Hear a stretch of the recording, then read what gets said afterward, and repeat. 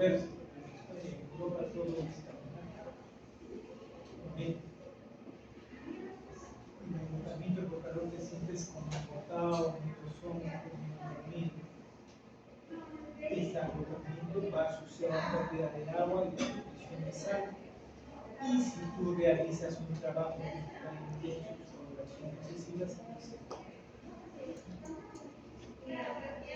Y el golpe de calor ya es la etapa más grave, en la cual ya llegas a temperatura mayor a 41 grados, se produce delirio, coma y falta de sudoración. No ocurre en forma epidémica, países de alta temperatura, acompaña de alta mortalidad, un 80%, y los sobrevivientes pueden quedar con secuelas neurológicas en forma de. Por lo tanto, una elevación de temperatura corporal en algunos grados es beneficiosa porque puede aumentar la eficiencia, se ha demostrado eso, de los macrófagos en destruir los microorganismos invasores.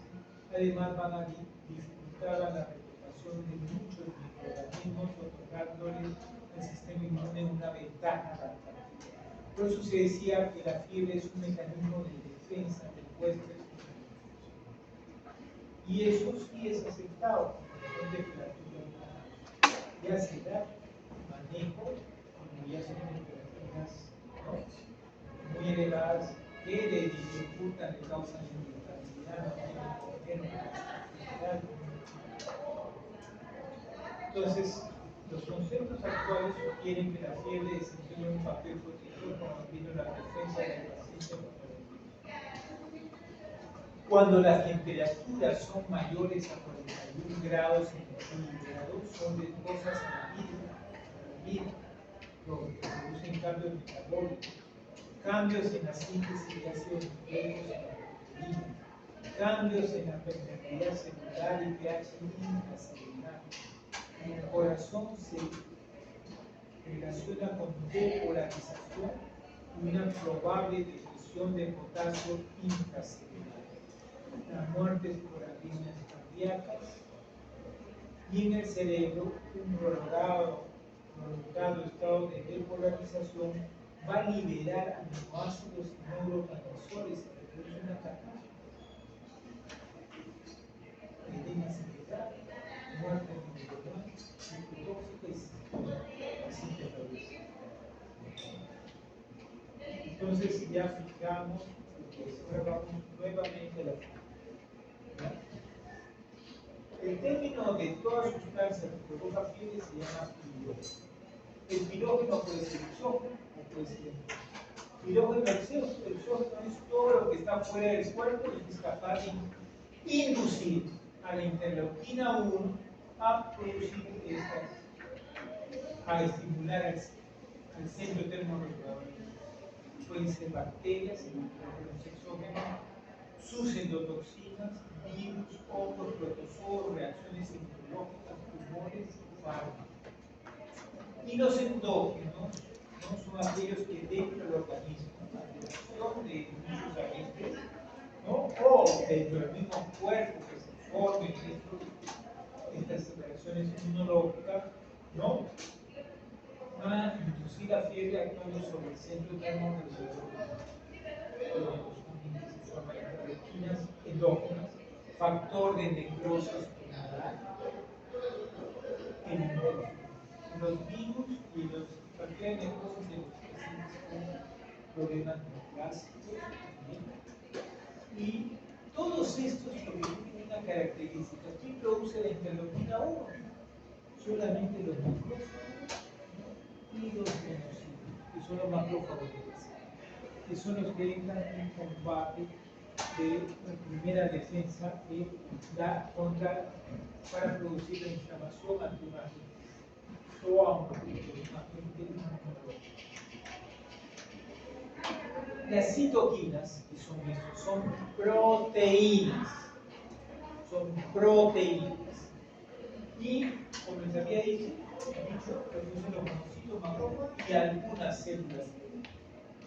Tienen funciones vinculadas al crecimiento celular, inmunidad y enfermedad. visualización tisular e inflamación. Y entre ellos sirven para comunicarse como circuitos de comunicación ante una invasión microbiana para actuar. Generalmente los desnutridos, aún los prematuros, los neonatos, no hacen fiebre. Los inmunodeprimidos no hacen fiebre. Son condiciones ya extremas hacen fiebre. Porque para hacerlo necesitan y si están en estado catético, en estado, no lo va a producir. O va a ser más difícil. Tendría que haber un estado de inflamación muy tremenda, ¿no? Para producir. Entonces, en la inducción de la fiebre intervienen varias citoquinas, interleuquina 1, interleuquina 2, factor de necrosis tumoral, el interferón y el factor estimulante de colonia de granulocitos macrosos. Hay citoquinas que son proinflamatorias, hay citoquinas que son antiinflamatorias. Las proinflamatorias, interleuquina 1, factor de necrosis tumoral, y las antiinflamatorias, interleuquina 4 y 5. La interleuquina 1, como les había referido, actúa liberando la prostaglandina E de las células endoteliales de los microvasos cerebrales próximos al área pleógrica y total. Pero también la fiebre, no solamente hace que la interleuquina 1 actúe contra la prostaglandina, estimula la prostaglandina 2 y actúe sobre el centro termorregulador, si también produce sustancias endógenas naturales que son antipiréticas, con las cuales permite regular estos temperaturas. ¿No? Y estas son, se ha demostrado, la insulina vasopresina, la hormona alfa-melanino estimulante y la somatosina. La alfa-melanino estimulante tiene propiedades inmunosupresoras e inhibe la proteína de fase aguda y la linfosina. Entonces se va haciendo complejo. Entonces, ante un cuadro febril, ¿no? Suceden muchos cambios en el organismo, cambios inmunológicos, endocrinológicos, metabólicos, ¿no? Donde interviene la interleuquina 1, el hígado, que es un gran sintetizador de estas proteínas de fase aguda. ¿Por qué es un gran sintetizador? Porque ahí se forman, ¿quién es el subproducto que equivale a los macrófagos? El hígado, células de son los macrófagos y esos son los que producen bastante proteína. ¿Ya? Y la proteína C reactiva, ¿no? Que se sintetiza en el hígado, va a activar el complemento, la sintetización y agregación plaquetaria. Ahora, más complejo lo hacemos. Hay agentes, medicamentos o hay productos como las citotoxinas de algunas bacterias que pueden actuar de forma directa contra el glucano y pueden producir sobre el centro termorregulador. Otra vía, veneno de escorpión, endotoxinas, la radiación de glucano. Ahora ya está más avanzado la medicina y ahora las radiaciones son más enfocadas a determinados tumores, ya no es tan generalizado. Bueno, de acá no quiero que se graben todos, sino para que vean lo complejo de la acción de las funciones de la interleuquina. No solo induce la fiebre, activa las células beta y T, produce los redactantes de fase aguda, interviene en la respuesta inflamatoria, en la promoción del sueño, por eso el que tiene fiebre no tiene sueño. Resorción ósea, los citomegalovirus que producen fiebre durante 6 meses, el niño después no puede ni sentarse. Si ya caminaba, no puede caminar. ¿No? Y la supresión del apetito y proteolisis muscular también llegan a que prácticamente esos niños gastan energía y de eso lo obtienen de las proteínas de los músculos para poder sobrevivir. Y aparte de estimular a la glucosa y la prostaglandina. creatina esto en la acción con las diversas acciones del interferón, la creatina, un resumen del macrófago es importante que regula el cerebro, y hemos visto los mecanismos como regula el cerebro, y el antígeno de fuera, pero también dentro la célula reactivada actúa sobre el hígado a través del interferón, y el hígado actúa sobre estas células a través de la interleucina 1, y estas van a ser como el interferón a las células plasmáticas, la interleucina 2 a las células de auxiliadora, interferón e interleucina 2 sobre las células asesina vascular, y el factor estandarte de la producción de macrófagos sobre la célula. O sea, esto es todo ya complejo, estoy sintetizando. Al final es un poquito. Pero otra cosa importante, para que haya fiebre, si el centro termorregulador está en el hipotálamo, que tiene que estar el sistema nervioso íntegro. ¿Cómo va a ser escalofríos si el paciente está hipertónico o hipotónico?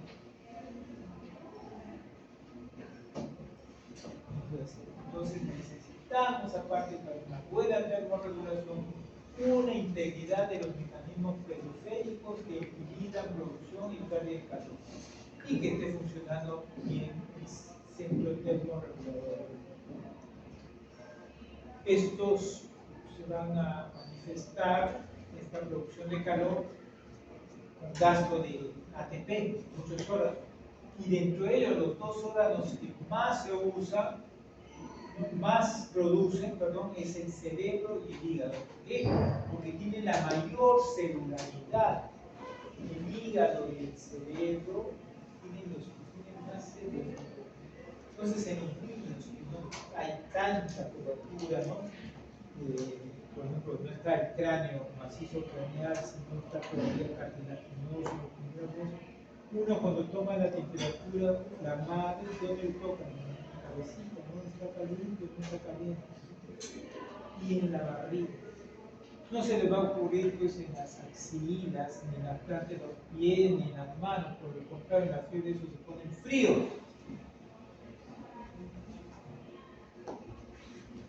¿No? Y esto, pero eso no solamente se fija en esos órganos, sino también en todos los órganos. Y el temblor es en respuesta al dolor. ¿No? La pérdida de calor puede ocurrir por radiación, porque es la transferencia de calor desde la superficie cutánea al medio externo por medio de ondas electromagnéticas. Por evaporación, un niño que presenta fiebre, lo primero que va a hacer para eliminar el calor es por piel a través de la sudoración, y los pulmones comienzan a aumentar la frecuencia respiratoria para tratar de eliminar. Por convección y la transferencia de calor por aire líquido que rodea la piel, y la conducción de la transferencia de calor entre dos objetos en contacto directo y a diferentes niveles. Esto es la base para más o menos, en algunos casos, usar los medios físicos. No necesitamos, nosotros somos organismos de sangre caliente, la temperatura es similar, 37 grados centígrados.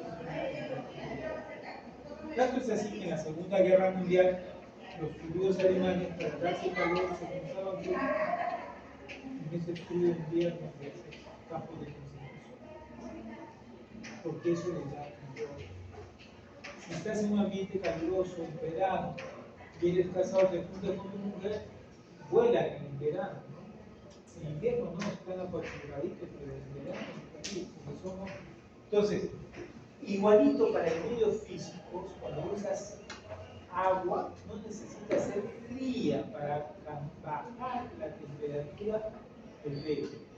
Necesita solamente la temperatura que sea tibia, porque una temperatura tibia es la menor temperatura que la que nosotros tenemos. Por eso, antes usaba pues, agua helada al terminar con una bronconeumonía. No, agua tibia, normal necesitamos una agua que tú le toques y que te sientas agradable, y no sea sean calientes, tampoco muy calientes, lo voy a decir. Pero a través de eso se impacta y se quita el calor. Ahora, hay patrones típicos de fiebre, ¿no? Cuando en la época antigua nosotros hacemos diagnóstico de enfermedades a través de los patrones típicos.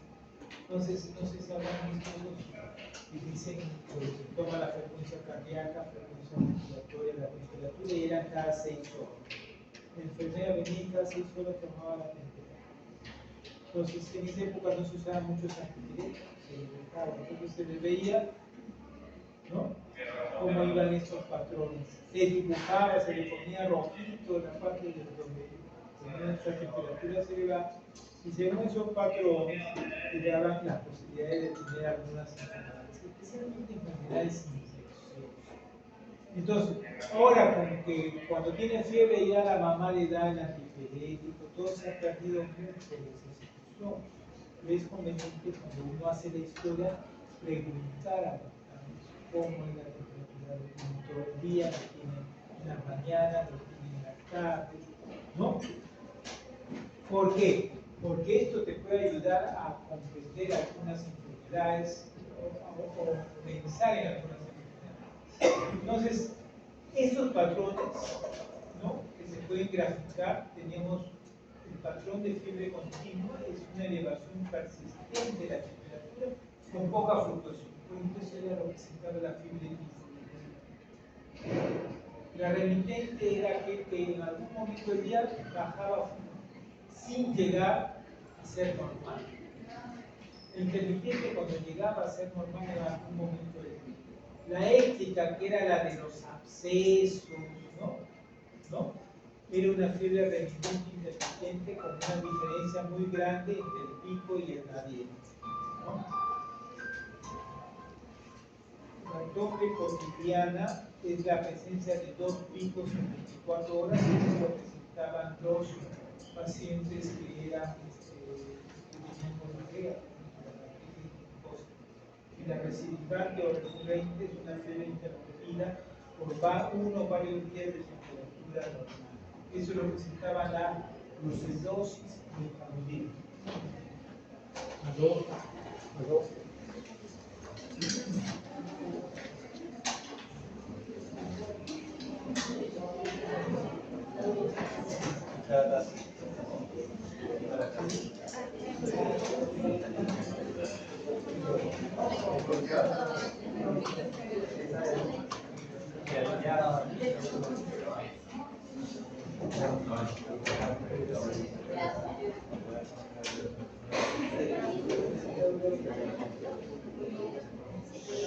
Entonces acá fiebre tifoidea. Los intermitentes lo tienen, por ejemplo, los linfomas, las citocarditis, las artritis reumatoides. Y la éctica ahora ya no tanto los abscesos piógenos, sino la enfermedad de Kawasaki. Tiene una elevación baja y una elevación brusca. Y la fiebre por fármacos tiene las 2 elevaciones cuando están en niños que necesitan muchos antibióticos en tiempo prolongado, que es la de fiebre sin necesidad de que estén impactados, ¿no? Bueno, otro punto importante cuando los niños tienen fiebre son condiciones muy especiales que no se debe descuidar cuando la fiebre es de un niño menor de 3 meses. En niños menores de 3 meses se ha demostrado que venían por emergencia y no tenían aspecto tóxico, tenían temperatura, no había ningún foco. Estamos hablando aquí de que no tiene ningún problema infeccioso detectable en ese sentido. Entonces, 8.6 tenían infección bacteriana, 2% bacteriana, 2 de cada 100 llegaban, y 1 de cada 100 hacía meningoencefalitis. Y en aquellos niños que tenían aspecto tóxico, con llenado capilar lento, medios somnolientos, ¿no?, y el reticular, veías que no funcionaban algo bien, de infección bacteriana, y tenían fiebre y no encontraban nada, no solamente manifestaciones, no se le ve bien, riesgo de infección bacteriana era 17%, 10% de bacteriemia, o sea, 10 de cada 100. Meningoencefalitis, 3.9 de cada 100. En Estados Unidos muchos comenzaron, cuando tenían fiebre, agarraban su teléfono con facilidad y hacían los pediatras, darle su panadol, ya vienen mañana, pasado, muchos se encontraron en niños menores de 3 meses que desarrollaban después sepsis. Y por supuesto en Estados Unidos, si tú haces un mal diagnóstico, te viene el juicio. Te viene el juicio, tienes que pagar millones de dólares, especialmente si le atacan el cerebro. Entonces cuando le tocan el bolsillo a un norteamericano, sufre. Entonces comenzaron a hacer investigaciones para tratar de dilucidar a quienes le daban o no le daban la enfermedad. Entonces comenzaron varias escuelas a desarrollar eso. ¿No? Aquí en Perú también algunos consideran canal, pero no, ustedes menores de 3 meses tienen que tener mucho. Lo que tenemos es esto. Entonces, los lactantes febriles menores de 2 meses ya se sabe que tienen 10% de incidencia de enfermedad bacteriana cuando tienen fiebre sin foco. Porque si tienen una otitis, si tienen una infección urinaria, tendrá su tratamiento público. 2 a 3% tenían su tasa de bacterias. Los lactantes de menores de 3 meses tienen que cerrar la puerta. Menor actividad de oxígeno en neutrófilos y menor función de macrófagos.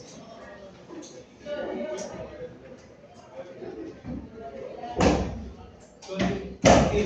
Porque el cerebro del neonato es inmaduro, pero no solamente está inmaduro el cerebro, sino su sistema inmunológico. Entonces no tiene una buena respuesta a la infección. Les gana la infección. Entonces nosotros en esa etapa tenemos que adelantarnos en la sospecha de infección. Y la presencia de fiebre puede ser ominosa en este etapa. Entonces aparecieron primeramente los criterios de Rochester para tener un sustento para defenderse. ¿A quiénes les dabas antibióticos o no? Porque muchos comenzaron con que, ya llegaba con fiebre, lo hospitalizo, le doy sus expresiones 3 días seguidos y vamos a ver qué pasa. Ya se pasaron al otro extremo, ¿no? Para cubrirse no tenían fiebre. Llegaba con fiebre, hospitalizado, ¿qué pasa? Entonces, el criterio de Rochester, ¿no? Consideraron criterios de bajo riesgo después de sus estudios de investigación a un niño que previamente estuviera sano, con buena apariencia, no leucocituria, glóbulos rojos, blancos, colores mayor de 5.000, menor de 15.000 y valores de neutrófilo mayor de 1.000 y de rango de edad menor de 60 días. Para un señor de comunicar que hasta las 2 de la tarde está reservado el aula para ¿Qué hora es? ya son la 1:47. No, ya terminó. No solo para avisar. No necesito. Los criterios de laboratorio, esto era los de Rochester. Con esto eran bajo criterio y decían no le daremos a ti. Con los criterios de laboratorio, menor de 3 puntos, y se tomaba la procalcitonina, que es un mejor marcador antiinflamatorio, y eso daba un puntaje, y la PCR también, y el examen de orina. Todo eso, si tenían menos de 3 puntos, ¿no? Eran bajo riesgo. Y el último era de la escuela europea, que es el más conveniente, que era el buena apariencia, pero eso siempre a mayores de 21 días. Todo menor de 21 días los europeos le dan antibióticos. El examen de orina normal, procalcitonina normal, PCR normal y el responde del neutrófilo de 3.000, ¿no? Eran de 21 a 90 días, ¿no? No había tanto riesgo, pero menor de 21 días considerado un factor de riesgo. Entonces, la apariencia no es esto, es el algoritmo del paso a paso, donde el paciente de alto riesgo constituye apariencia normal, edad de menor de 21 días, presencia de posituria, procalcitonina elevada, PCR elevada. No, la PCR, perdón, es de riesgo intermedio. El PCR, pero lo otro, si tienen es alto riesgo, hay que dar antibiótico. Y que no tenían nada, eso era de bajo riesgo. Entonces son las tres escuelas que manejan eso. Entonces, ¿quién tenía más sensibilidad? El paso a paso y los Roche. En laboratorio, poco, pero tenía más especificidad. Pero este era más sensible. ¿Cuál nos interesa en este caso? Lo más sensible, porque nosotros tenemos que sospechar y tenemos nada. Y por eso está considerado en la actualidad como los criterios para mejor determinar cuándo usar. Entonces, en la evaluación de un lactante febril con alto riesgo de bacteriana hay que buscar un poco bacteriano, ¿no? Tenemos que cultivarlo, ¿no? Orina hasta pelea, ningún lactante con apariencia tóxica, ¿no? Hospitalizarlo y darle tratamiento antibiótico particular, después de hacer todos los exámenes. En lactantes sin apariencia tóxica, si el examen de orina es negativo, no dejar tratamiento antibiótico, pero asegurar un buen seguimiento y evaluación constante en la primera prueba. Pero yo siempre pongo una carga. Si ustedes están en un sitio que no cuentan con todos los adelantos de laboratorio, le daría qué conducta le daría. Lo más probable es que tienen que hospitalizarlo y observar si antibiótico y al no signo de que se te ponga mal, si tuvieras así, o derivarlo a un centro que pueda tener mayores posibilidades si es que está cerca. También tenemos que las fiebres pueden ser signos de localización. Cuando tú encuentras un signo de localización, hay enfermedades que no dan signo de localización. Por ejemplo, hay cuadros virales, un exantema súbito, ya encuentras con fiebre elevada, no encuentras infección urinaria tampoco, en niños pequeños, bacteriana, el paludismo, no encuentras nada. Tienes que sospecharlo por las zonas, y la artritis reumatoide en un inicio, ¿no?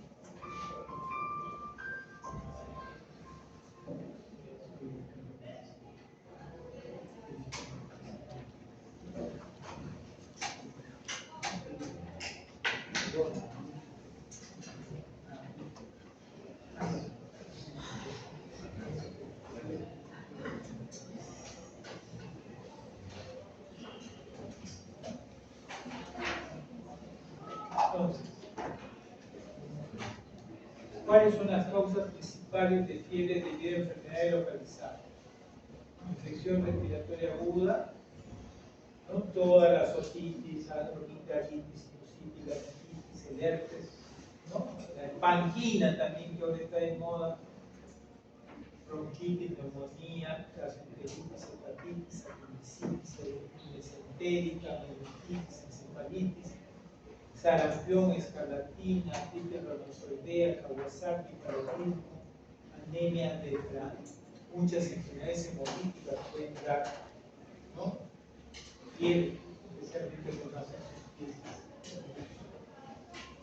Veamos ahora los termómetros. Tenemos el termómetro timpánico, el infrarrojo, que ustedes se habrán dado cuenta que se utilizó en la época de la pandemia, el termómetro rectal y el bucal. En menores de 6 meses, termómetro rectal. En mayores de 6 meses, dependiendo del conducto auditivo externo, si puede penetrar esta cosita de esta. Para hacer una detección generalizada, lo único que tienen que tenerlo bien calibrado, porque a todos nos ponían 36 en la entrada de todas las tiendas, ¿no? Y no calibraban nada de esos termómetros, ¿no? Eso tiene que estar bien calibrado para usarlo. Generalmente a veces no. receta. Estas son las temperaturas que ya les he dicho. La importancia de acá de la temperatura axilar por el medio electrónico con los termómetros electrónicos es que es menor el tiempo, ¿no?, en el cual el termómetro se va a utilizar. A diferencia que el termómetro de vidrio demora de 3 a 5 minutos para que tengas el dato verídico. En verdad, estos son 30 a 40 segundos. Los valores siguen siendo iguales: fiebre 32, 72, 36, 38, 38. ¿Cuándo denominamos fiebre de origen desconocido? Tenemos los criterios de Peter-Doff y Bishop. Cuando la temperatura mayor de 38,3 sea tomada en determinaciones repetidas. Con una fiebre con duración más de 3 semanas, no diagnóstico en una semana de fiebre. Eso generalmente se denomina fiebre de origen desconocido, pero en los niños tenemos una pequeña variación. Es una fiebre de temperatura mayor de 38 por 8 días, y en la anamnesis, exploración física y estudios comunitarios iniciales, sea hospitalarios o ambulatorios, no tengamos un diagnóstico. Entonces en niños varía ese concepto de duración. Ahora, ¿cuál va a ser el tratamiento de la fiebre? Puede usarse medios físicos, ¿no? El baño tiene, como les he dicho, con agua tibia, es el único método aceptable. Nada de alcohol, vinagre, mochil, que huele apestando la casa, ¿no? Eso no necesita ser retirado. Debe serlo bastante tibio para no causar temblor o malestares en el niño. Pero ojo, primero tienen que dar un antipirético. No pueden hacer primero el baño por medio físico y después de dar un antipirético, porque va a subir más la temperatura por un efecto de rebote. Ya le voy a explicar más allá. ¿Ya? Y eso sirve para garantizar el descenso del punto fijo del hospital. Baño con alcohol, que muchos hacen, produce hipoglicemia, coma, porque es una intoxicación alcohólica. Lo del alcohol ni siquiera es alcohol bebible, sino el metanol. Y la hipertermia, ahí sí cambia. Ahí tienes que hacer bolsas de hielo, no alcohol helado, bolsas de hielo, enemas de agua fría o helada, aire acondicionado, porque es una emergencia. ¿Ya? Dentro de los antipiréticos tenemos, ¿no?, los antiinflamatorios no esteroides. Su función, que todo el mundo conoce, es la inhibición de la ciclooxigenasa que inhibe a la prostaglandina E2. Actúan descendiendo el punto fijo del centro termorregulador del hipotálamo, luego de su difusión desde el comportamiento plasmático al interior del sistema nervioso central.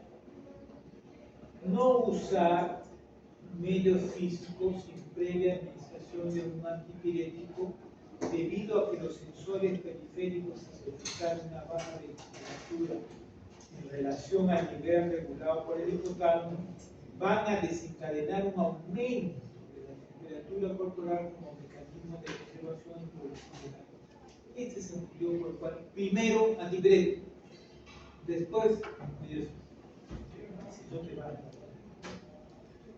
Dentro de los antipiréticos más usados es el paracetamol, que se absorbe a nivel gástrico. A los 30 minutos de ingerido presenta niveles plasmáticos útiles.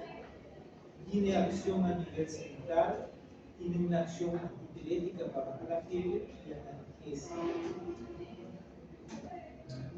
Casi nula acción antiinflamatoria periférica. Tiene una vida media corta. En relación a dosis útil y dosis tóxica, tiene una amplia diferencia. O sea, para que te intoxiques con panadol tienes que tomarte 5 frascos.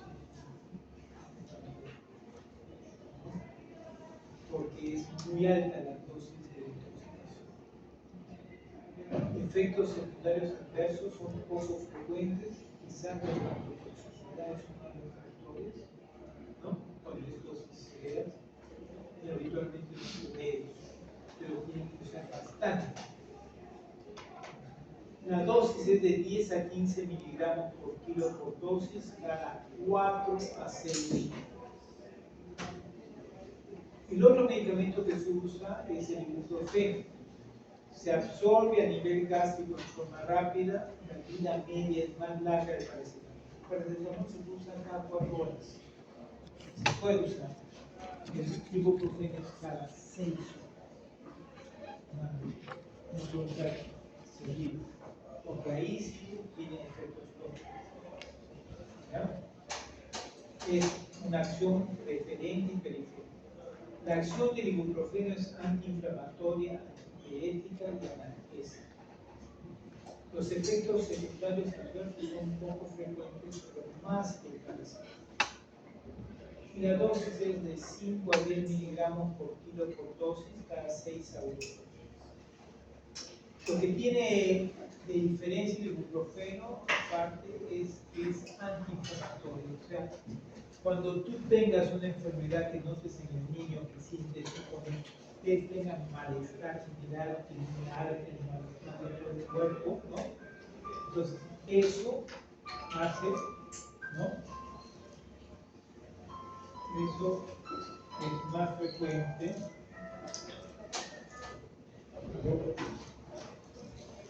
5 minutos de llamo.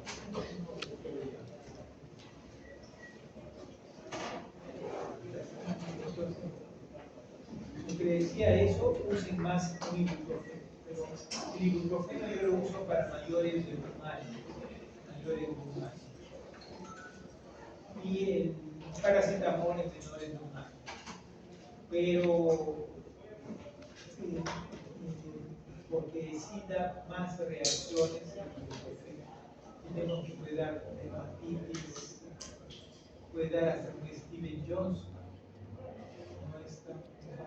Si lo toman porque son de fresita, de tratamiento, lo que sea, les va a dar una, aparte que afectan al hígado, también les va a dar vómitos, una gastritis.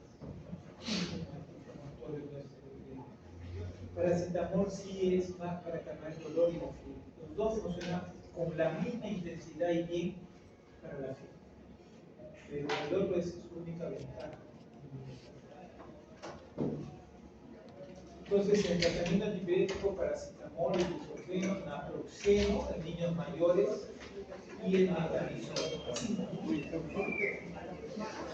La dosis de naproxeno es 5 a 7 miligramos por kilo de peso por dosis 2 veces al día y el metronidazol de 10 a 40 miligramos por kilo por dosis cada 6 a 8 meses. ¿Ya? Conclusiones, ya se los dejo ahí para que...